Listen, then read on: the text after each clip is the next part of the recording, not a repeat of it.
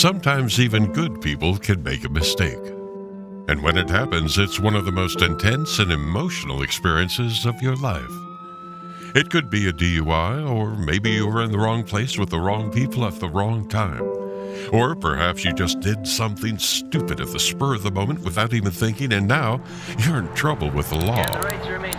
Well, you need experienced legal help right away so you don't become a victim of the criminal justice system. Even good people can make a mistake, and if you, a friend, or a loved one has been accused of a crime, don't make another mistake by hiring the wrong attorney for the kind of help you need. You need to visit toddjohnslaw.com. That's toddjohnslaw.com, and then call Attorney Todd Johns today. Attorney Todd Johns has decades of experience helping good people like you who have made mistakes or bad decisions and will stand by you every step of the way. toddjohnslaw.com.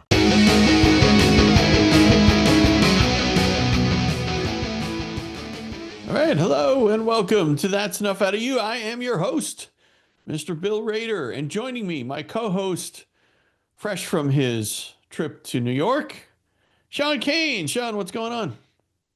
Billy Rains, what's up, buddy? Just got back the weekend trip to New York. I'll talk about it on the speakeasy more, but trip and good times, buddy. Got to see a good game on Saturday night, and overall it was a good trip. The weather was, rain here and there, but held out for the game. But we got a great guest tonight, buddy. We do. This was kind of interesting because we didn't think he was gonna log in. He was supposed to join us at a certain time, and so we started recording another episode, and then he kind of popped in the middle of that. So that was fun. But no, we got a good chance to talk with John Potash. Potash, I think. Yeah, Potash. I think that's how he said it, right? Potash. I think that's how he says it. It was a very interesting conversation, about musicians and the CIA and how they've really used drugs to really take out a lot of these people. Especially ones that were activists, left-wing, leaning activists, and ones that were involved in civil rights and different stuff like that, and the CIA really went to war with a lot of them, and they also tied it to the oligarchies, and a lot of the names we talk about a lot, like Rockefeller, and of course MKULtra program comes up, and of course Allen Dulles and a lot of the big wigs of the CIA. So this was a fascinating conversation. Like you said, he gets into how they really use drugs and really to destroy, Billy, a lot of this activist musician community, and really, they infiltrated, just like they do with a lot of the other groups they're going after. They infiltrated the musicians, to get certain guys, thinking their way and doing certain things, and they might have been assets they didn't even know they were assets. Exactly. Yeah. So he's got books. One of his most recent book, CIA Drugs Are Us, a drugs as weapons sequel, right? So he was talking to us about that. If you go and we'll put a link to his website in the description. But just great stuff from John, and this was a great episode. Really was it very, very interesting, very eye-opening. Yeah, a lot of information too. He drops a lot of names, so yeah, it's a really important episode, though. Absolutely. All right. Hey, before we get to the episode, make sure that you check out our Patreon. We do our weekly speakeasy on there. And Sean's putting up articles left and right. I mean, there's at least 2 or 3 articles going on there every day. So I've been trying to do like 3 or 4, Bill. Yeah. But a lot of them are quick hitters. So, people that don't like to read, it's just, bullet points real fast, couple paragraphs, but filled with information. And a lot of it ties in a lot of the stuff going on today. So. Absolutely. All right. Yeah. Check out our Patreon. And then, but before you do that, listen to our interview with John Potash. I believe if I'm saying that name incorrectly, I apologize, but I think that's how he pronounces it. So, yeah, here we go. All right. Enjoy, everybody. So So Sean, Bill told me you read Drugs as Weapons Against Us. Is that right? Yes. Or, Yeah, I want to. There's a lot we want to talk about, so we're going to try to just still keep it to an hour, John. So I don't know, maybe we could have that's it good. back. We'll see how much we could get in.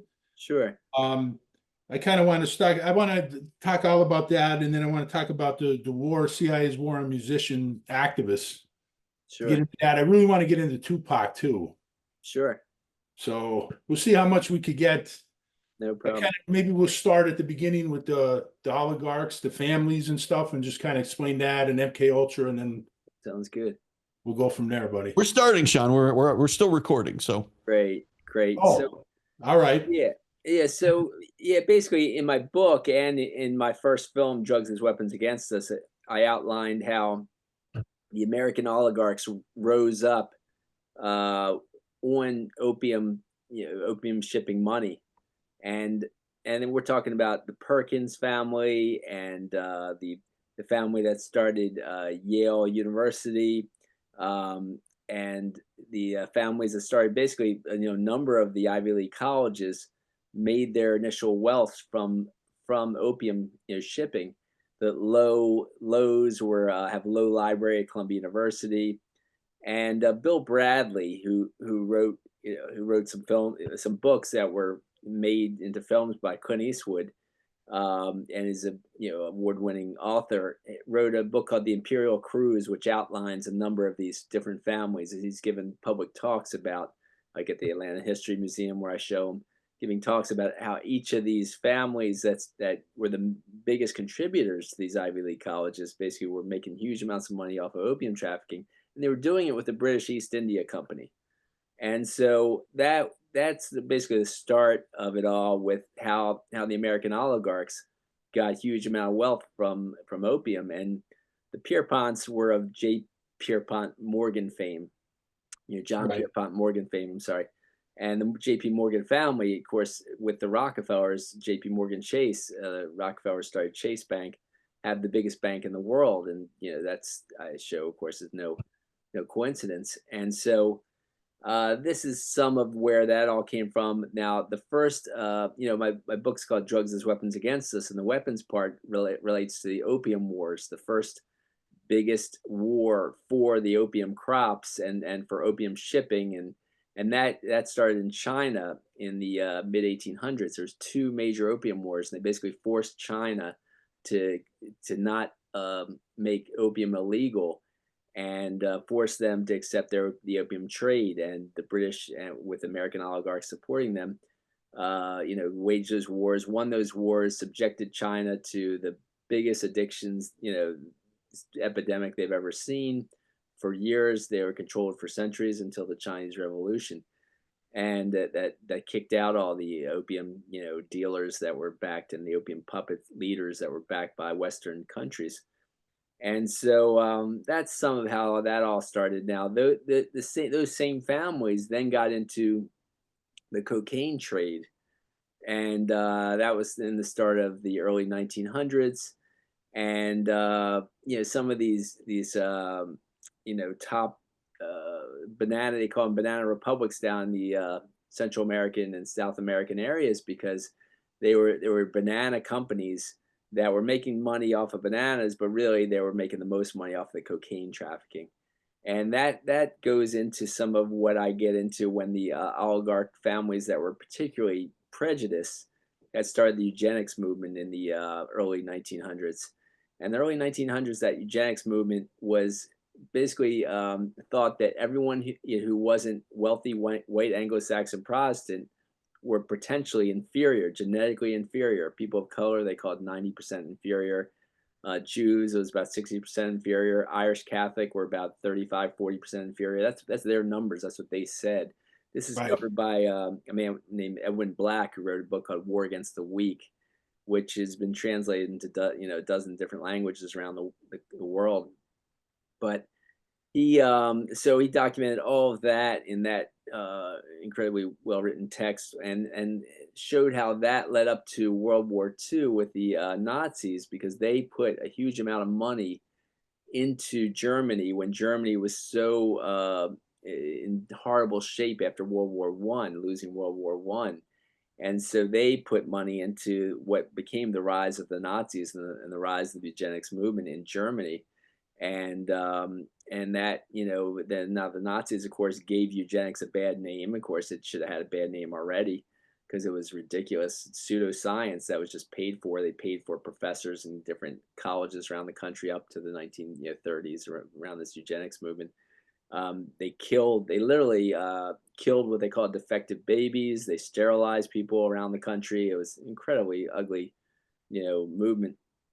But after World War II, they seemed to want to do it in more underhanded ways that were more discreet instead of being so open about it. So these same oligarchs started the Rockefellers, J.P. Morgan families, these other the Carnegies, the Harrimans, and people like that started basically the CIA. They pushed for the CIA start in 1947, Right. which allowed them to do things beyond the law, that just, for supposedly national security reasons, but was really for their own enrichment and their own horrible agenda. And so with the start of the CIA, you also started to see the start of something called, Operation MKUltra. It started as different operations, Bluebird, Artichoke, with names like that. They were running different horrific experiments out of Fort Detrick, Edgewood Arsenal. This is in my state of Maryland. I'm actually going over to the Fort Detrick area tonight for a wedding near there because it's in Frederick, Maryland, near where a cousin of mine's having a wedding. But in Edgewood Arsenal, which is the northeast area of Maryland, and I live in Baltimore. And so they had all these horrific experiments going on like that with MKUltra. MKUltra, according to their own documents, was the use of drugs for unconventional warfare. And when you think of warfare, you think of war on foreign lands. But what I document and show all the evidence of is that it was actually a war on any Americans that dissented from their racist pro-war agenda of the CIA and the oligarchs and their hyper-capitalist agenda. Because they really, all these other European countries have all kinds of things like national health care, whether you believe it or not. They have national health care. They have, basically colleges that are really cheap compared to our colleges, things like that that workers basically, fought for and won. In our country, we have a very hyper-capitalist agenda that doesn't allow those kinds of things. And so there's anyone who fought for those kinds of things were, bitter enemies, and especially people of color that were fighting for, civil rights and anti-war protesters. And that's who they used all these drugs against. And so I show the evidence that, Timothy Leary admitted to different people in some interviews, he let it slip that he was a witting agent of the CIA since 1963. So his Right. promotion of acid was not for benevolent reasons. It wasn't for mind expansion.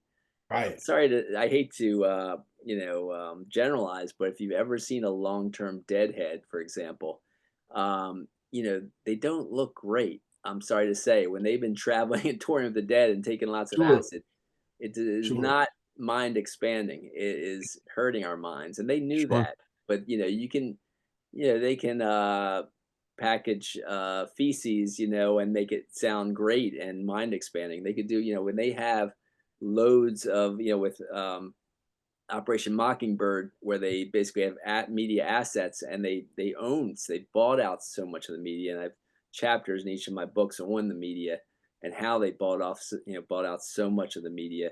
They can basically, run, have articles that pretend like these things are all positive, all these drugs are positive. So they sold us, basically packaged and sold us acid, heroin, cocaine, musicians being heroin addicts. It was almost like glamorous. And that's what they do. They would get agents around these musicians and get them taking these drugs and make us think that that's the thing to do, is to take acid and hurt our brains, take, shoot heroin because it's a cool thing to do, snort coke because that's cool, take MDMA, that's the newer one, ecstasy, that came out of MKUltra. All these drugs, either were pushed by the oligarchs in one way or another, or came out of MKUltra because they were created by the CIA. And there was, super psychedelics like BZ and DMT, which they used on famous civil rights leader Paul Robeson, who was also considered the best singer in the world. and they dosed him to the point that he went into hiding. He kind of went and became a recluse because he didn't want people to remember him that way. He was a Harvard educated. He actually went to Columbia Law School. I mean, and was just a brilliant guy. Could speak 20 languages, and here he was, dosed repeatedly. And then they put him into they talked his wife into having him go into a hospital for his depression after being dosed, a few times at least with super psychedelics. And then they gave him over 50 electroconvulsive shock treatments to really hurt his brain. And so those are some of the MKUltra attacks on people that dissented from the CIA and oligarchs agenda. John, one thing I don't think it was in your books, but I think it was on one of the podcasts you were on. I heard you talk about this, and I found it very interesting because I was thinking this myself. But you were talking about the MKUltra kind of coincides with the rise of the alleged alien abductions, and I always thought like that would be what a cover story that could be for, because they have to explain why these people are disappearing and everything, and that to me was just so interesting. Because I think it would have been a great cover story for the CIA to use. Yeah, I don't know much about that. I may have on one podcast hypothesized that could be the case. I just don't know a lot about that. Yeah, Okay. yeah. I mean, I'm sure they do have a lot of cover stories for a lot of things, but I just can't say I know much about Okay. it. We will be right back. DK's Corner, now located at 201 Cherry Street in Jessup, Pennsylvania, is serving up the area's best tasting food at respectable prices. Known for our great cheesesteaks, DK's also has delicious breakfast sandwiches, specialty coffees, and catering 7 days a week. You'll love the wraps, soups, and pizza too. We're now open Wednesday, Thursday, and Friday, 9 a.m. to 9 p.m., and Saturday, 8 a.m. to 3 p.m. Visit DK's Corner on Facebook to see our daily specials, and make sure to follow and like us while you're there. We offer local delivery to homes and businesses, takeout, or come and dine in our new restaurant in Jessup. Call or text DK's Corner at 570-209-0278 or hit us up on DoorDash. And we thank DK's Corner for sponsoring That's Enough Out of You. So let's go on. Let's talk about some. Let's get specific on some of these attacks on the musicians. Let's start with Tupac. The FBI warrant on Tupac. Yeah, so Tupac his parents were Black Panthers. Right. So his mother was a one-time leader of the Harlem Black Panthers. Her first husband was a man named Lumumba Shakur, who was a founder of the Harlem Black Panthers. And so she was first married to him, and then they got divorced when they were in prison. She ended up being, asked to being let out of prison early from the Panther 21 that were all in prison. It was the leading Black Panthers all over New York City, leading thousands of Black Panthers all over New York City. And these 21 were picked to be framed and put in jail for what was the longest trial in New York history at that time. Two books were written about that trial, and one won the National Book Award. And so those are some of my sources, among other sources. But so she's out of jail as a spokesman for the spokesperson for the New York 21, and she meets this Billy Garland, who's a Black Panther from New Jersey. She has sex with him and gets pregnant with Tupac. And so she's pregnant with Tupac while she's actually representing herself in prison at the trial, while everyone else is using lawyers. And she ends up studying law books and ends up defending herself at the early age of, she was probably 21 at the time, or 22 years old at the time, and did an amazing job, was credited for getting all the Panther 21 off in court. I mean, it was a frame up, but it was a massive amount of charges they brought against these Panther 21. I mean, fantastical stuff, saying they were going to blow up the botanical gardens, things like that. Really, absurd stuff. But saying they were shooting at the police stations and all kinds of things that they just weren't doing. But but she gets off in court, has Tupac within a month or two after that, raises him to be what she calls her Black Prince of the Revolution. And when they were using those terms like revolution back then, they didn't mean like armed overthrow of the government. They just meant trying to get equality for the downtrodden in general. And that's what, they were in line with Students for Democratic Society, or mostly white.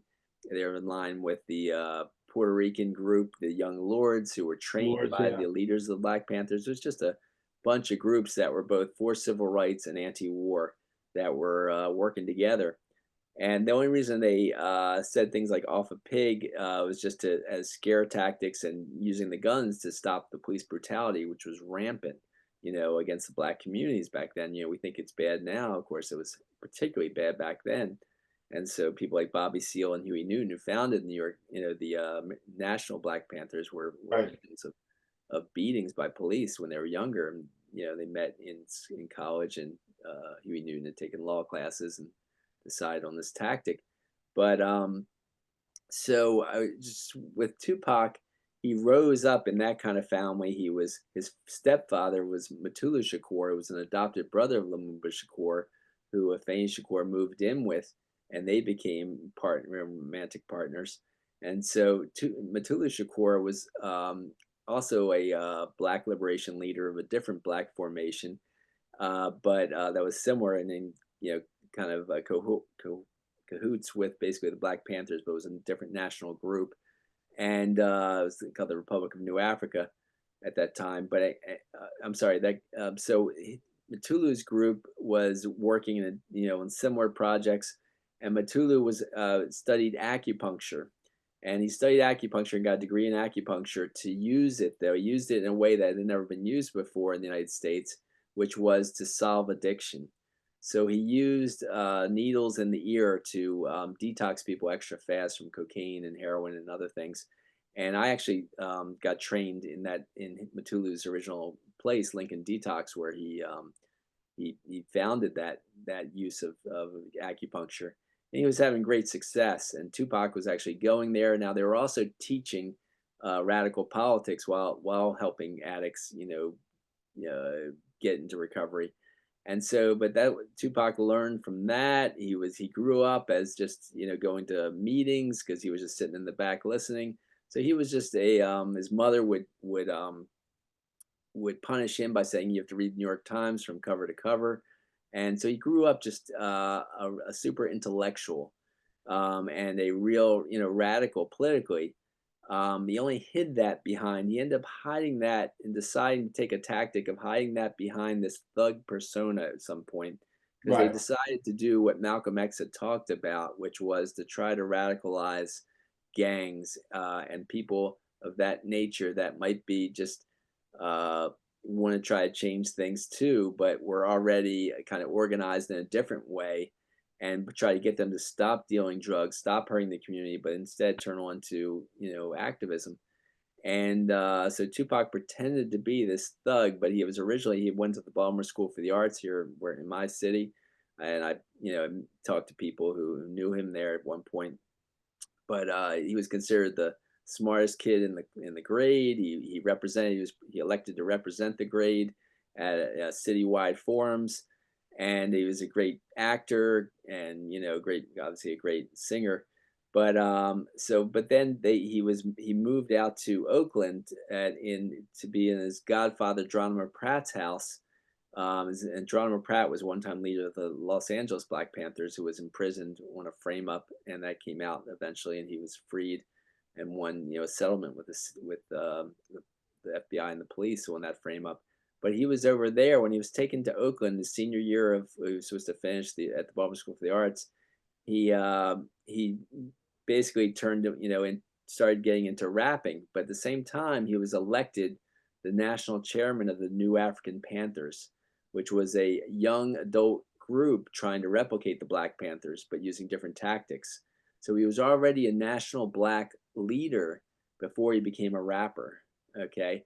And so obviously the FBI, with their counterintelligence program, which was supposed to be stopped in 1971 when white activists raided FBI offices and found all their documents, they officially closed the counterintelligence program which was against both whites and blacks that were, pro civil rights and anti-war. Right. But it was particularly brutal, of course, against the black activists. And so this one-time FBI whistleblower named M. Wesley Swearingen came out with a memoir in 1995, and he said that even though they officially closed COINTELPRO, they actually continued COINTELPRO, the counterintelligence program, under different names. And he knew that they continued it at least until 1995 when he came out with that memoir. And Wow. he happened to be a COINTELPRO agent in Los Angeles, so he was an insider, and he had fellow agents that were insiders still there that would told him this. And so so that just showed that what they launched on Tupac at that point onwards, and all the evidence of police involvement in that showed signs that yes, it was a counterintelligence type program attack on Tupac from day one. So when he came out with his first MTV release of Trapped, a political song, his first CD, he was arrested for jaywalking in Oakland, beaten unconscious, and the head, pounded. He was choked unconscious, and his head was pounded against the curb. And I found 2 incidents where people died in police custody from just those tactics alone. So I argue that's not just a coincidence. The next time he was coming out with the film Juice, that was produced by John Singleton, I believe. It was produced by the cinematographer for Spike Lee, Ernest Dickerson. When he was starring in Juice, and that was coming out, and they were having a party, opening party for that film. There was a drive-by on his limousine, and I show again another situation where undercover police, did a drive-by to try to kill someone who was going to speak out against police brutality. It was actually a retired athlete, and so because he had witnessed some serious police brutality,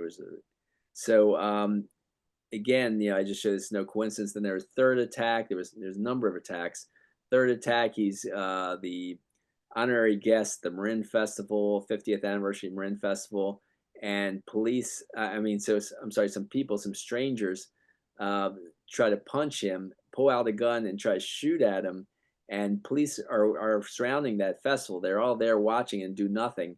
And someone with Tupac merely takes a gun out, who was bodyguarding Tupac, took that gun out and shot up in the air to try to ward them off, and failed to ward them off.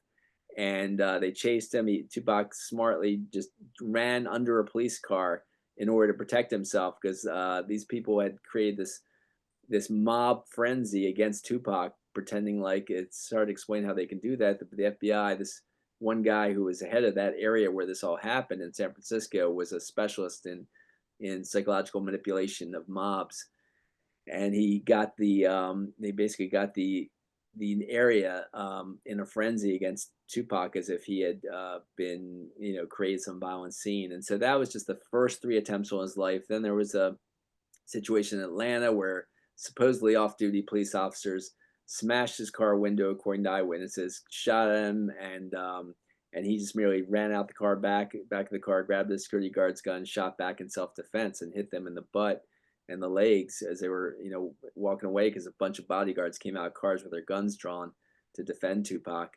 And again, another attempt on his life. And then there was the Quad Studio shooting right before a verdict was going to be given on the sexual assault charge.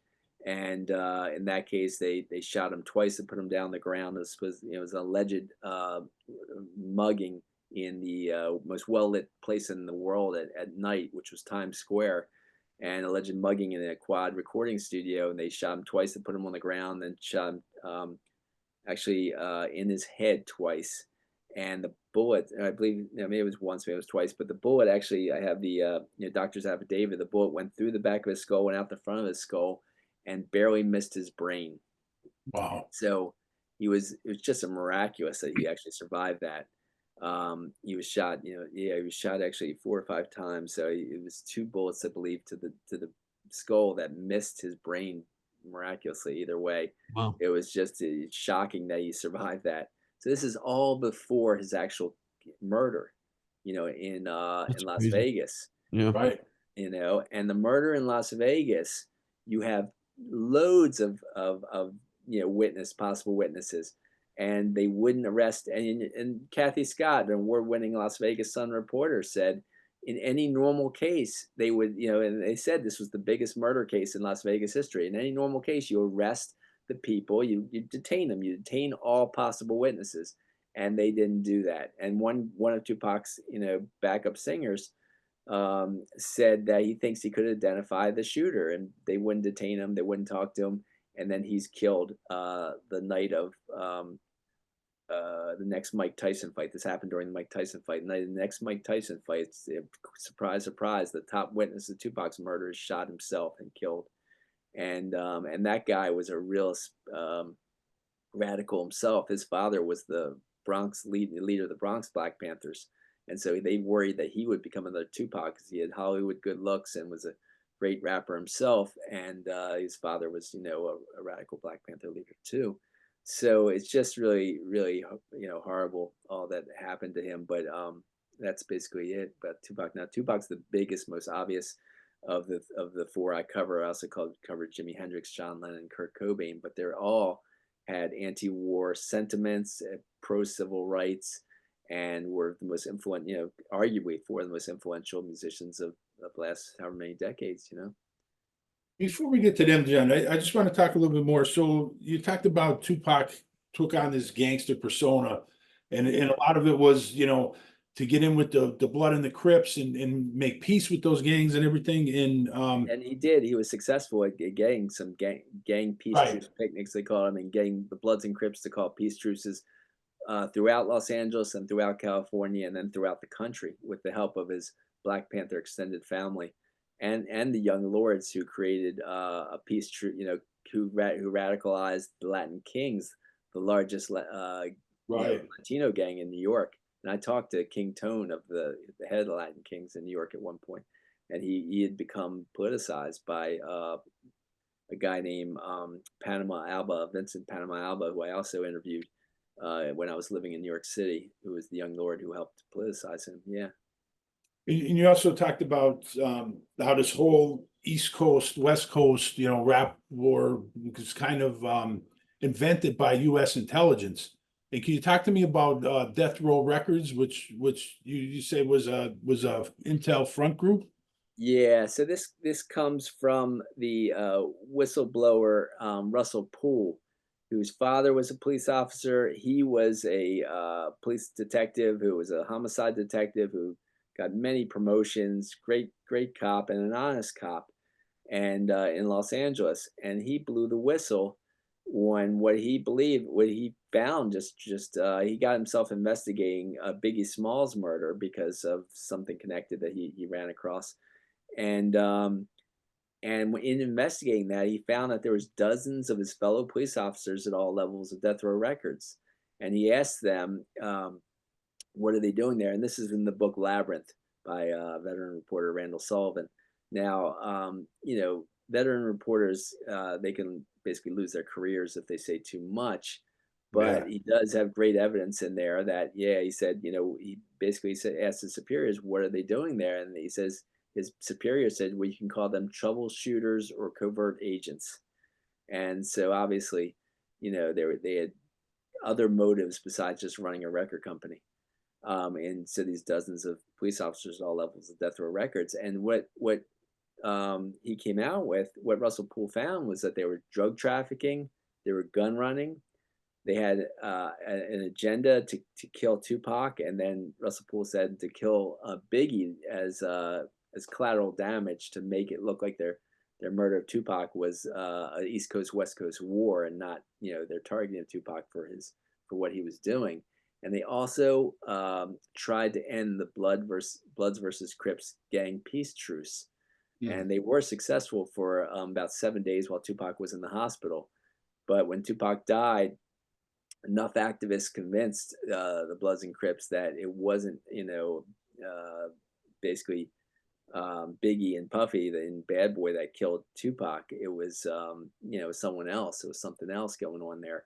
And they ended the war. And because the war did start for 7 days and people were killed over that, because people were so inflamed and upset about what happened to Tupac because he was beloved. So And John, you also talk about how today, a lot of the hip hop artists, they're bought out by Time Warner. And of course, we Yeah. know Time Warner's, history with Intelligence, CD Jackson, and of course Henry and Claire Booth Luce on that. And talk to me a little bit about that and what their goal was by taking over so many hip hop artists. Yeah, so some of this stuff about them being connected to intelligence that came out in the Senate Church Committee in the 1970s, and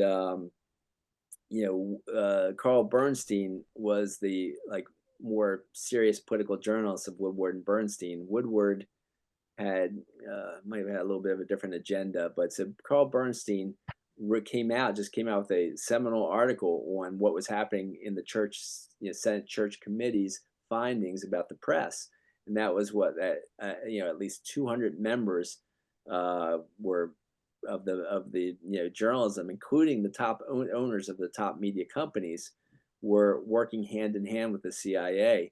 And so when I talk about Time Warner doing that, it was obviously just to make people believe they're acting in their own interest, but they're really acting on the agenda of the oligarchs that are very, very racist and want them killing each other and taking ecstasy, Molly, they call it, and taking all these other drugs that are hurting their brains, hurting their memories, hurting their minds, and really pushing down any of the activist type of rap. Any of the rap that supports, positive, activism and activism for civil rights and activism for equality and positive living is really pushed down, and the gang stuff and the stuff, that the negative gang stuff and the negative living and then drug taking is all risen up and promoted in a big way. John, would you say a lot of this, the CIA's war on musicians, would you say a lot of it was Operation Chaos, or would you say that was separate and that was more in the anti-war movement?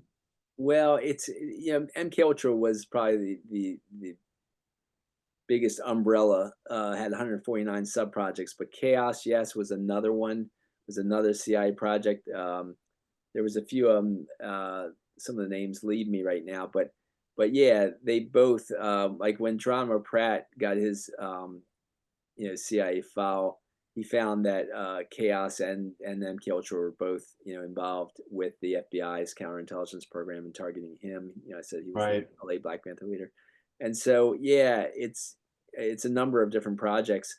Now that leads into that Tom O'Neill book called Chaos, and what they did. Tom O'Neill actually focused more. I mean, that name was perfect for his book, and I thought he wrote a great book, of course, about the Manson family. Sure. But really, he focuses more on MKUltra in that book than he does Chaos, because there isn't really as much known about Chaos, and it's not as big of a program. MKUltra is a much bigger program, but they both were used. And so O'Neill found a great connection of the head of MKUltra and Sidney Gottlieb's letters to the doctor that was seeing Manson at least once a week and sometimes daily, and his family of girls and some guys at his clinic in Haight-Ashbury for 6 straight months. And the letters were going back and forth between that doctor and Dr. Gottlieb, and that doctor was successful with using hypnosis and drugs to create what he created with the Manson family. I mean, these runaway girls all of a sudden become murderers. Right. And you can achieve that with hypnosis, with LSD. LSD, but then for the actual murders, you have to give them amphetamines, he found. And they had amphetamine research project running out of the Haight-Ashbury Free Medical Clinic. They had tons of LSD coming out of the Haight-Ashbury Free Medical Clinic, like studies and stuff. And Joe Rogan was interesting that he pointed out that within literally like month or two, I mean, of Tom O'Neill coming out with his book and it getting popular, that Haight-Ashbury Free Medical Clinic, after like some 50+ years, closed down all of a sudden. So what are the odds of that? Wow. Yeah.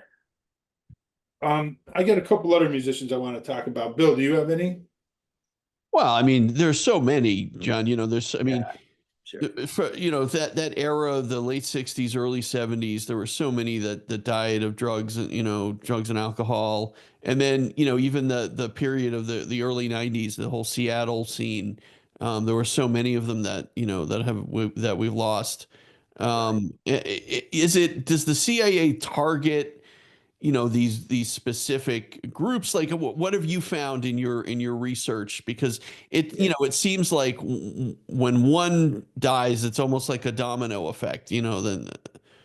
Yeah. So what happened? What I found is with people like in the '60s, I cover particular people like Jimi Hendrix, because Jimi Hendrix's managers, first, when he started getting huge, he only got huge in England. He didn't get huge in the U.S. because the Right. U.S. was more racist. But in Right. England, they just thought he was, saw how amazing he was, became instantly huge, and into his life comes this MI6 agent, okay, Yeah. Mike Jeffrey. And he admitted he was MI6 in the past. He'd pretend like he retired from MI6, but it's British CIA. And everyone knows Sure. that, once CIA, always CIA. Same thing with FBI, they say. But nonetheless, I mean, except for the whistleblowers, and there are some good whistleblowers, like one who started a magazine, Covert Action Quarterly, which I have been contributing to for decades. So here's this Mike Jeffrey who basically controls Jimi Hendrix as much as he possibly can. And when Jimi Hendrix tries to leave him, within 48 hours of finally firing Mike Jeffries, he's dead. And there was so many things that his fiance, Jimi Hendrix's fiance, said that Jimmy would tell him that this time he was caught with drugs in his suitcase, like in the airport, going, plane. It was just ridiculous. Of course, he wouldn't bring drugs on a plane, and he thinks it was planted by Mike Jeffrey. And again, he wouldn't. Mike Jeffrey wouldn't let him do any anti-war concerts. When he finally did like an anti-war concert, his drink was dosed with a super psychedelic, and he couldn't play his guitar. And so these are the kinds of things that Mike Jeffrey was doing to him. So you had particular people that were targeted. I mean, I think a lot of musicians were targeted in general, but these particular activist ones, and Jimi Hendrix was not a heroin addict, and they tried to pretend like he died of a heroin overdose, and it just wasn't the case. He was getting away from all hard drugs, according to his fiancée, who wrote a book about this kind of situation, and of course she dies, supposedly by suicide within months of coming out with her book. But nonetheless, Jimi Hendrix was getting away from all hard drugs, and there was so much. They really don't have a verdict on how he died, but his manager Jeffrey admitted to two different people when he was drunk that he had Jimi Hendrix killed. And so who can do that except someone in intelligence, that within 48 hours of being fired, have someone killed? It's just ridiculous. Right. We will be right back. Hey, Sean, I want to make sure that everybody knows about our Patreon. I know we mention it every once in a while on the show, but really important that people check out our Patreon. If you go to Patreon and search for That's Enough Out of You, or just click on the link in the description, you'll find we do an extra episode every week called The Speakeasy, and it's really usually just Sean and I kind of talking about the day's events, current events, and things like that. But a lot of exciting things. I mean, I know, Sean, you're constantly putting articles up there on our Patreon. Yeah, and sometimes, Bill, we do bring on special guests. We had Dave Whelan on, we had Scranton Dave, and every now and then we bring Patreon members on. We've had different members, Scott Alfieri, Michael Pilch, Dan Hankey was on. So, there's an opportunity there if you want to come on the show with us. So there's a lot of things we're doing. Like you mentioned, Bill, the articles. I put articles up on a free site, but I also put articles on Patreon that's not available on the free site. We have a lot of times I put up future intel about guests that we have coming up and stuff that we have coming up on the podcast. And we created a great community there, Bill. There's a lot of chat goes on there. There's a community chat and a lot of the comments back and forth. Just the Patreon members always have great insight. So it's a community, Bill, and it's an opportunity for people to join for a really good price, Bill. Yeah, I mean, you can't beat it. You can certainly become a free member if you want to. There's also tiered levels with subscription amounts, and just for $1, that gets you everything. I mean, the $1 gets you everything, including our weekly show. There's other tiers. I think, Sean, what is there? A $3 tier? $3, a $5, a $10. I mean, and there's a $50. People could afford to give 50. Yeah, I mean, totally up to you. Once you join, you can make that decision, and certainly, there's no commitment. I mean, you could join for a month or 2 months or whatever you want, and then you can switch your subscription around.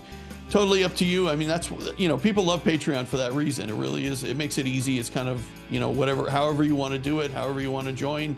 And we certainly appreciate anybody who joins our Patreon and supports the show, because we definitely,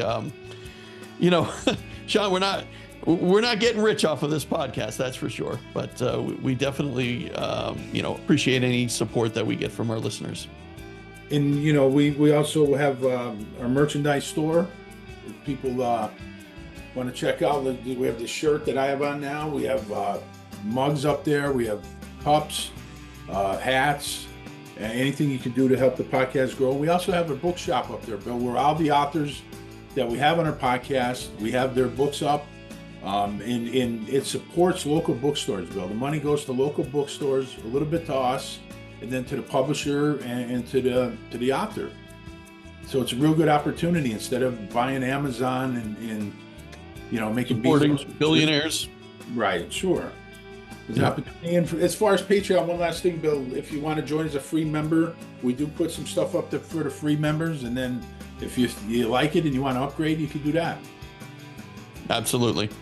So definitely check out our Patreon. Like I said, there's a link in the description to our Patreon, or you can just go to Patreon and search for That's Enough Out of You, look for our logo, and just fill in the information and you can join.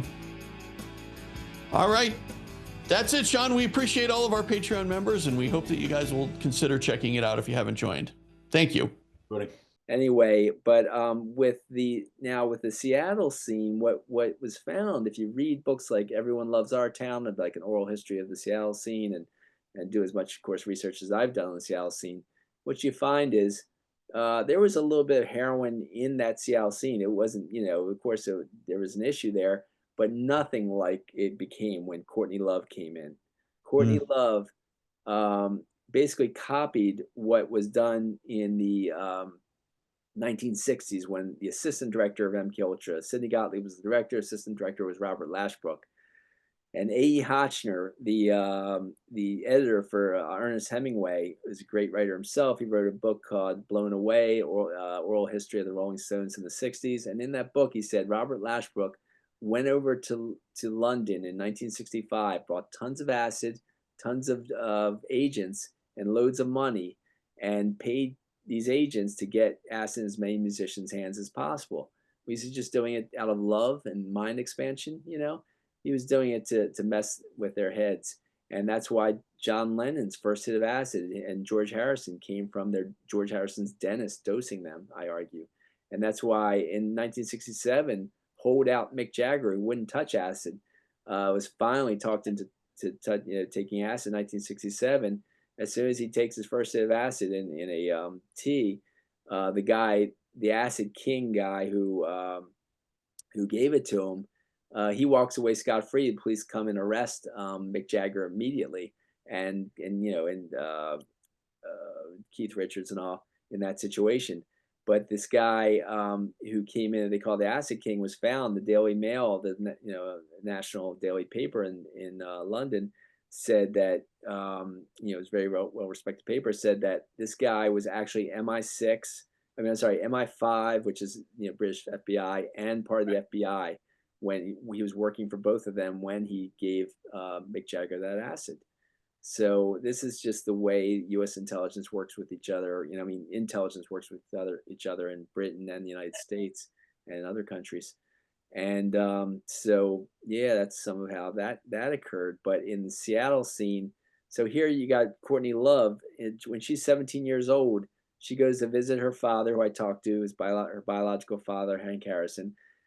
Visit him. It's a long story about her, but she's already prostituting and a heroin addict and all messed up. But she goes to visit him, and and brings 1,000 hits of very strong acid, according to all biographers at that time, like Love and Death biographers, Wallace and Halpern. And then so he, Hank Harrison then introduces her to this guy who just befriended him in Dublin, where he was doing some research, who said that, whatever, this guy ends up on his deathbed admitting to Hank Harrison that he'd been working for U.S. intelligence.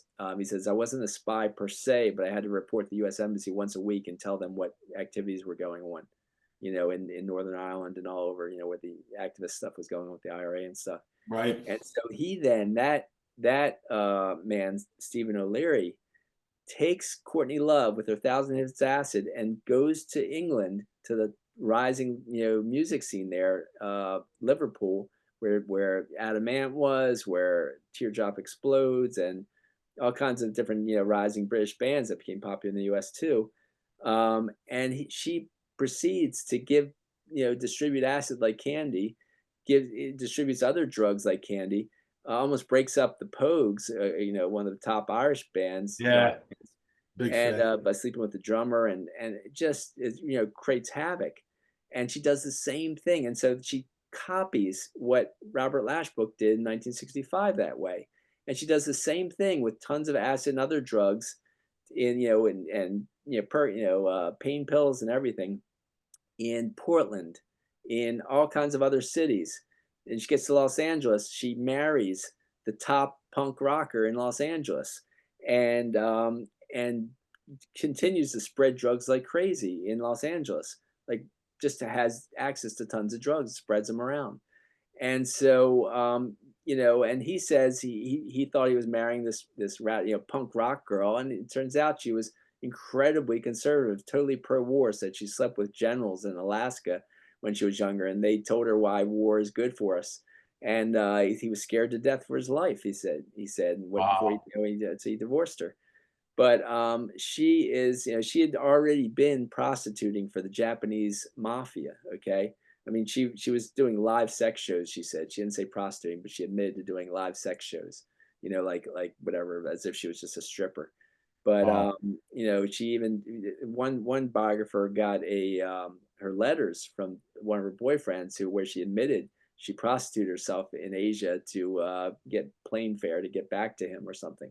So she was, a mess, but she was doing the bidding, whether she knew it or not, whether she was dissociative or suffered from dissociative disorder, which is a milder form of dissociative identity disorder, split personality, which comes from massive trauma in youth and drugs and hypnosis and stuff.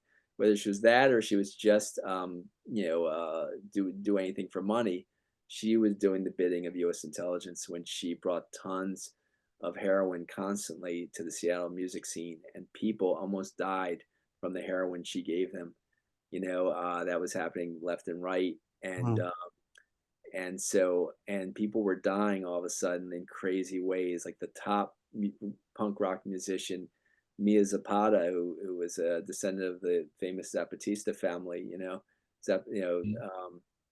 There was a famous, revolutionary Zapata. You've heard of the Zapatistas in Mexico. Mm-hmm. She was a descendant of them, and she was just a wild, just a great musician, and had a great band that was supposed to tour with Nirvana, and actually did tour a bit. They did shows together, and she ends up getting murdered, and her body laid out in the street right before, half naked.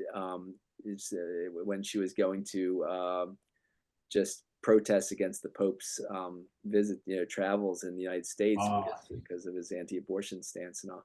So it was just crazy stuff started happening in Seattle after Courtney got there, and that's what a lot, Kurt's friends said. There was nothing happened like that before she got there. She just was a whirlwind of horrible things happening. Wow. I mean, you look at the list, Andrew Wood and Lane Staley, Yeah. Eventually Chris Cornell, just all these guys who were just brilliant musicians. Yeah. Chris Cornell was really, really sad because he was he was abused as a child, and he was trying to do some great work for child abuse stuff and trying to reveal the drug trafficking going on. I mean, the child trafficking going on and the horrible things going on. And he dies of some crazy, what hanging from like self asphyxiation or some weird. Yeah. Yeah. It just didn't make sense. And someone else who was doing the same kind of activism as Chris Cornell died really soon after. Can't remember his name. Can't remember the band's name of the guy because I was researching something else at that point for a different film. But yeah, it's horrible. It's just horrible how many of these great musicians died. Yeah. John, you mentioned the Pogues there. Of course, I was a huge fan, and of course, I know Shane McGowan. He passed away. I think it was a year ago, maybe a little longer. He was really activist, and I'm sure he would have a lot of the things he was doing would have upset MI5 and MI6. Did you find anything specific that they were targeting him? I didn't, but I can definitely believe it because of Yeah. the English have been targeting the Irish for centuries. I mean, really. Yeah. But yeah, no, I love the Pogues too. I just didn't get a chance to research Shane McGowan. I've seen them live. Yeah, they're Yeah, me too. such a lot of fun. A couple of times. Great. Yeah, such a shame to lose him. Yeah. Yeah. Bill, do you have another one? Because I want to talk about something else, but go ahead, Billy. Well, yeah, I mean, just, I mentioned the late 60s, early 70s. I mean, Janis Joplin, you had Jim Morrison, you had, eventually Keith Moon, John Bonham, like just legends, people who are just brilliant, brilliant musicians, all dying from drug overdoses, just like an epidemic. It's hard to cover, all of it. Of course, I can't, it would be an unreadable book if I tried to cover all of it. But certainly Janis Joplin, she was such a great, talent. And at a time when there weren't a lot of great female talents like her. Right. And she finds when she's rising up that her first guy who asked her to marry him, he ends up having a whole nother family, and he got her addicted to a speed, and he had bragged to some other people she knew that he had worked for the FBI, and a lot of things about his life suggest that he really did work for U.S. intelligence, and so she got out of that craziness and that control from him just in time. But then she ends up announcing when it wasn't forget it wasn't the Merv Griffin show, but it was another top TV host guy like that. I forgot his name, but she was on his show twice, and she's announced the second time that she was doing 2 stadium anti-war shows. It was the first of their kind with these serious activists who were organizing it, and within it must have been weeks of that announcement, she ends up dead. And she was trying to kick heroin, and someone gave her, and she relapsed, and someone gave her a hot shot, which is a super high dose, high purity heroin shot, and killed her. And her sister Laura said, lots of people think the CIA did her in, and that's the evidence seems to suggest that that's the case. Sadly enough. Was it Dick Cavett? Is that the show that she was on? Yeah, Dick Cavett. Thank you. Yeah, yeah. A lot of musicians went on with Dick Cavett. Yeah. Yeah. What about Jefferson Airplane and Grace Slick? Because they were very active in the anti-war movement as well. Did you find that they were under attack? Yeah, I don't know as much about. I like Grace Slick and Jefferson Airplane, but they were some of them. I don't know about all of them, but I don't know about Grace Slick. But some of them were promoting psychedelics. Like White Rabbit, obviously, is a very psychedelic song, and so when the bands promote psychedelics and do the bidding of the CIA, they don't, they're a mixed bag if they're anti-war but pro psychedelics. So I think the CIA thinks, okay, we'll let them go, but we'll attack the other ones if they're anti these drugs, because as long as if they're anti-war and they're pro psychedelic, they can appeal to people like Bernie Dorn, the head of the anti-war movement. Was for SDS, the Students for Democratic Society, it was 100,000 strong at one point. But when she got into all the psychedelics, they can manipulate her easier. That's what they find. When they get too into acid, they can manipulate your mind easier, and they can get you to do things to discredit you or hurt the group. And that's what they did to her. And she was a brilliant lawyer but was too manipulated, sadly enough. And of course, in my CIA Drugs Are Us film, I argue that her husband, the person that ends up becoming her husband, did that to her. In the Wow. same way that Courtney Love, becomes the wife of Kurt Cobain and manipulates him. Hmm. Here's the husband of Bernadine Dorn, whose father is one of the wealthiest men in the country, if not the world. I mean, the things he was on the board of Sears, he was on the board of the top defense contractor, he's on the board of the gas and electric for Illinois. He's just incredibly wealthy, Hmm. and his best evidence is that he helped helped break up SDS nationally, and he helped promote psychedelics, starting this Weatherman group, and he never was actually for civil rights or anti-war. He was always about something else, and he Right. created this group that did what they attended, what the FBI was celebrating, and breaking up the Students for Democratic Society, and convincing Bernardine Dorn to do that. Wow. John, you have to think, that CIA did research on, these people, because Oh yeah, you would think that, the one thing they probably, most of them have in common is their personality type, very, in order to get that good yeah, at anything, you have to be totally immersed in it, right? You have to have right, sort of an addictive personality to begin with, because you're yeah. addicted to that thing that you're doing, that whether it's music or whatever. So you have to think that the CIA must have put in the research to They say, do psychological profiles on yeah, each of these people. Like, yeah, I got to actually talk to CIA agent John Stockwell, who was a whistleblower, great whistleblower.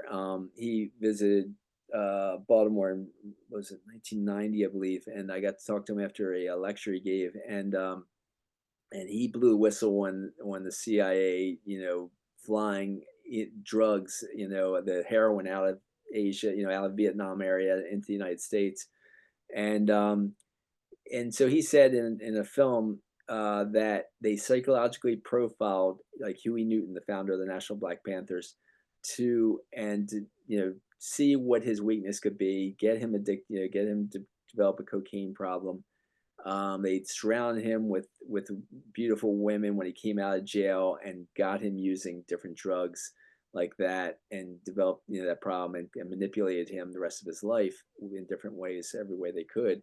And they did the same thing. They did psychological profiles of all these different musicians to find the ones that they could manipulate. They found that Kurt Cobain has massive massive stomach problem, like a constant stomach problem, and opiates are part of paregoric, if you ever took that when you were a kid, because it solves stomach problems. Yeah, opiates solve stomach problems, and that's how they could find they could get him hooked. But when he started getting sober, because he found a different medication that could help his stomach about a year before his death. And when he was in Rome and he was supposedly out of that coma, which was from Courtney Love's Rohypnol or roofies, what they found was that he had no heroin in system whatsoever. And anyone who knows heroin addiction knows you have to get it every day or you go through massive withdrawal. So he was not a heroin addict before he died. Kurt Cobain, he actually got away from the heroin and got mm, away from all illicit drugs. He says he wasn't even smoking weed on their tour. So wow, before he died, a month before he died. So yeah, this is like, yeah, they do psychologically profile each of these musicians to find ways to get at them. And in CI Drugs Are Us, I show how Yoko Ono was a serious parallel to Courtney Love in the way she got to John Lennon, the way she manipulated him, and the way she got him using heroin for the first time in his life, and the way she got him to go back to LSD, to acid, to when he'd given it up for a year and a half to 2 years because he thought he was losing his mind on it. She got him into using it again with other people, and could manipulate him easier that way. yeah. He had that lost, they call it the lost weekend, right? Right. Yeah.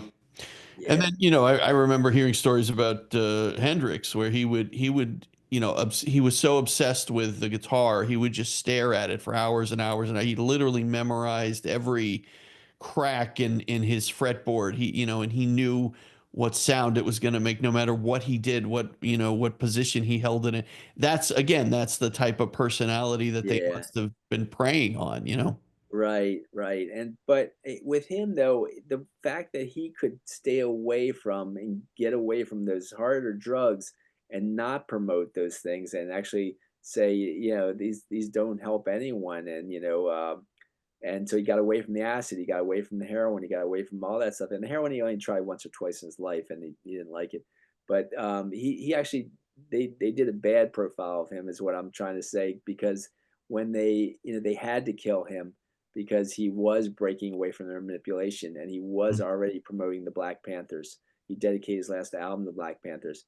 He approached Bob Dylan about starting a new anti-war movement, and he actually had agreed to join Brian Jones and John Lennon in a new supergroup, according to Wow. Eddie Hotchner. Wow. And yeah, so Brian Jones, when he drowned in his own swimming pool, which was ridiculous, the eyewitnesses say that no, he was, people drowned him, British MI6 killed him in his own swimming pool. Wow. And someone admitted it from his deathbed. This film that I have, if you get the bonus scenes, the CD bonus, I mean, the DVD with bonus scenes, you'll see the guy who said, someone just admitted to him in his deathbed that, yeah, he helped kill Brian Jones in his swim. Wow. So, yeah, this is some of the stuff that was going on. Yeah. Talk to me about the Laurel Canyon area. That's really Yeah, and so that was best course covered by the great researcher Dave McGowan, the late great Dave McGowan, and I don't know if you've heard of him much, but he's just he was a fantastic researcher, and it's so sad that they targeted, I believe they targeted him and his brother Craig, who I tried to help in the past year or two. And thankfully Craig survived, but Dave was the real, the person who wrote the books, and Craig just contributed to it all. But they both were great writers, but Dave was amazing, and he wrote the book Weird Scenes Inside the Canyon about Laurel Canyon. Basically showed how all these musicians that were in there were either connected to military intelligence or the oligarch families, like David Van Cortlandt Crosby is named after the Van Cortlandt family that had Van Cortlandt Expressway in New York City. They own Van Cortlandt Park, which is 1,000 or 2,000 acres in New York City. It's just incredibly wealthy family, and so here this guy gets instantly popular with the Byrds, and he was in the Laurel Canyon band, and the same thing happened with the Mamas and Papas guy. Right. The guy that founded Mamas and Papas right.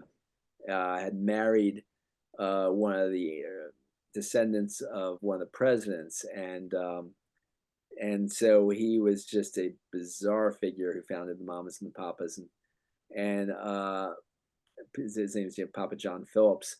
And meanwhile, Mama Cass, though, who was part of the Mamas and the Papas, she became a serious anti-war activist, and she was really positive, but she was being manipulated with acid and other things by Papa John Phillips, who ends up having sex with his unconscious daughter, Mackenzie Phillips, from One Day at a Time, the actress, right before her wedding. It's so bizarre and so brutal. And he had given her, she said he had given her cocaine when she was still 12 years old or something crazy, injected her with cocaine. He was just a really bizarre character. And, you think Sunday, Sunday and California Dreaming of these, just beautiful songs, but here he is working for U.S. intelligence, and these are two of the key figures in Laurel Canyon that were holding constant parties, getting all kinds of musicians and actors to come to these parties, and then introducing them to, this is 1965, introducing them to acid, to heroin, to cocaine, to all kinds of drugs, had all kinds of groupies there running around naked. And so there was a sex and drug party. So you get them, you lure them with the sex and the naked groupies, and then you get them doing the drugs. And that's how they were trying to get so many musicians and actors, hooked on drugs, and that scene, that crazy Laurel Canyon scene. And meanwhile, one of the other orchestrators of all these parties, and the person that was controlling the groupies, was a guy named Vito Pelekis. And Vito Pelekis was the first cousin of Barbara Rockefeller. And so the Rockefeller family was intimately connected with this, what was going on there.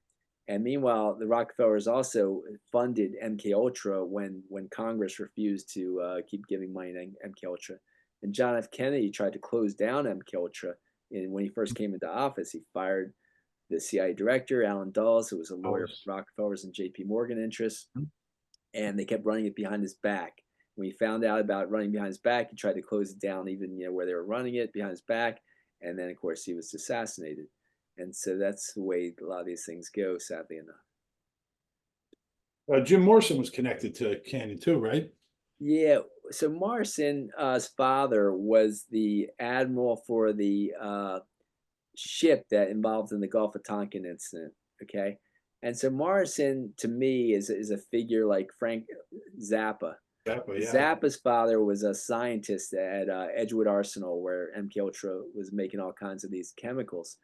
And so Zappa participated in the Laurel Canyon scene, ran the drug and sex parties, which included the Manson family. Manson family would come to these parties starting in 1968 when he moved in with the Beach Boys drummer, And so, and had all his girls acting as, prostitutes and whatever, run around naked to lure, musicians and actors there. But anyway, earlier, before that, yeah, you had, you had this scene like that. And Frank Zappa, held a lot of parties like that. He wouldn't do any drugs himself. He didn't do any acid himself. And Pamela DeBar, who wrote the book with the band, like top groupie memoir, said Vito Pelekis and Frank Zappa wouldn't touch acid or any other drugs. And so Zappa was involved at that time, but then when he got older, he became a whistleblower. And he says, yes, the CIA was giving acid to the hippies. And he became activist in different other ways. And then he dies of some kind of cancer in 1990s. He dies younger than he's expected to. But I don't know. I didn't get to really research that. I just think that Zappa and Morrison, I think Morrison was lured into promoting acid like crazy. And then we started wising up and started talking about some activist stuff. They're like, okay, that's enough of that. And they did him in possibly. But again, I can't include everyone in this book because, I just my film just because it's just too much. And so I just included some, bigger examples I could find the most stuff on. And there's a great documentary about Laurel Canyon. I think it's like a 2 or 3 part document. It doesn't get into this stuff, but it does talk about the fantastic musicians that I mean, the Eagles came from there. The Crosby, Stills, Nash, Joni Mitchell. This outrageous amount of musicians became instant stars in this one little neighborhood of Los Angeles. Yep. But there was also a crazy amount of deaths in that one little area. Yeah, sure. Yeah. So I'm sure this continues today, but do you think, the intelligence community's attack on activist musicians today, do you think it's just not as intense? Do you think it is as intense, or do you think it's just a different method maybe used today? Yeah, I don't know for sure. I think it still goes on, but I think they've controlled who rises to the top more, and so it's hard to know how intense it is today. I think there's just a lot of censorship, a lot more control over who rises up in music, and it's hard. I mean, you still got bands like Rage Against the Machine that get to rise up. I mean, granted, they kind of disbanded in 2000, but they came back together for a tour recently, and it's hard to know how much they're doing today, but it's the kind of thing that I can't imagine that they've given up on these tactics, sadly enough. Well, you look at, Chester Bennington, you mentioned Chris Cornell, and of course Chester Bennington, the guy. Right. That's right. Involved in I mean, look at someone like Bruce Springsteen. I mean, he's been an activist for 40 years, 50 years. I mean, he's just been. He has been. Yeah. And he's walked a fine line, where he just, wouldn't get that into it. He would just try to stay enough on the, like, in terms of it not being, intensely activist and intensely pro-war and intensely anything, just more symbolic stuff. And I think he's, Bruce is great, but it's just that I just don't think he's done the kind of stuff that some of these other musicians did. Like Kurt Cobain, wrote about a biography that came out about Nirvana before he died. Says he originally wanted to put all kinds of anarchist essays on the front cover of Nevermind about how to build your own bomb and things like that. And he Wow. said, he said corporate magazines still suck, and he said made all these comments that are really like kind of radical stuff. Now I like his sentiments in general. I don't know if I'm saying I agree with building your own bomb and whatever, but that's just that's how radical he was. Yeah. But he just hadn't done as much. He did some benefits and stuff like that, and anti-war benefits and pro-gay rights benefits and stuff, and pro-abortion rights benefits. But I don't know, so I think he did more direct stuff where Springsteen was a little more just, positive in general and Right. making some symbolic statements without going as far as Yeah. and some of these others that John Lennon did. John Lennon said that he was a socialist, and stuff like that. I Right. think you could say that about most of the activists today. I don't think they're any of them are as extreme as they were in the 60s. True. Yeah, it's probably true. Or we just don't hear about them, as much. Yeah. I mean, Rage Against the Machine is pretty, radical and extreme. But Yeah. I do think one of their members was probably targeted for, as was one of Green Day's members, was targeted with a lot of drugs, and then helped break up the band. Sadly enough, Rage Against the Machine. I'm glad they got back together, but Yeah. Green Day, same thing. They actually had their whole album of their biggest album that came out 5 or 10 years ago, 15 years ago. I forgot the name of it all of a sudden, but that album was stolen from them, and they had to redo the whole album. Like all the masters were suddenly stolen from them. Wow. They had to redo the whole album, and thankfully it came out great again anyway. Whatever. Yeah. But so this is some of the stuff that does still go on today. Yeah, I just don't have the time to document it while I'm working on other projects. Wow. All right, John, this has been fascinating. Really, stuff Thanks so much. yeah. Thanks, Sean. Thanks, guys, for getting a hold of me. Yeah, if you ever want to talk again, for sure. Yeah, definitely. Definitely Absolutely. have you back. That'd be great. So Yeah. Stay in touch for sure. And if people want to find out about these books and films, it's the FBI War on Tupac Shakur, Drugs as Weapons Against Us are the two books. Drugs as Weapons Against Us was made into a film. The CIA War on Drugs, Drugs as Weapons Against Us, the CIA War on Musicians and Activists. And then I came out with two, people might hate me for saying these titles, but Shots, Eugenics to Pandemics, which is, some people may be against the subject of that, but that's okay. It's just one person's opinion. And the other one was CIA Drugs Are Us, a Drugs as Weapons sequel. And that's like a comic take on the newer information on Kurt Cobain and Tupac and John Lennon and on the Manson family, as we talked about, and how all that went down with that, but also the Catholic Church sex abuse scandal, and how that Emmy nominated docuseries The Keepers about Father Joseph Maskell, how Maskell, the best evidence shows, was working for MKUltra. And so, hopefully people, if you have any interest in that, you can find all that about all that at johnpotash.com, JOHNPOTASH.com. And John, we'll put a link to your website in the description here. Yeah, make sure that everybody can get to it. Yeah, for sure. Thanks a lot. All right. Great talking. This is fantastic. Thank you, John. Yeah, John, thank you so much. I appreciate it, guys. All right. You too. Take care. Bye-bye.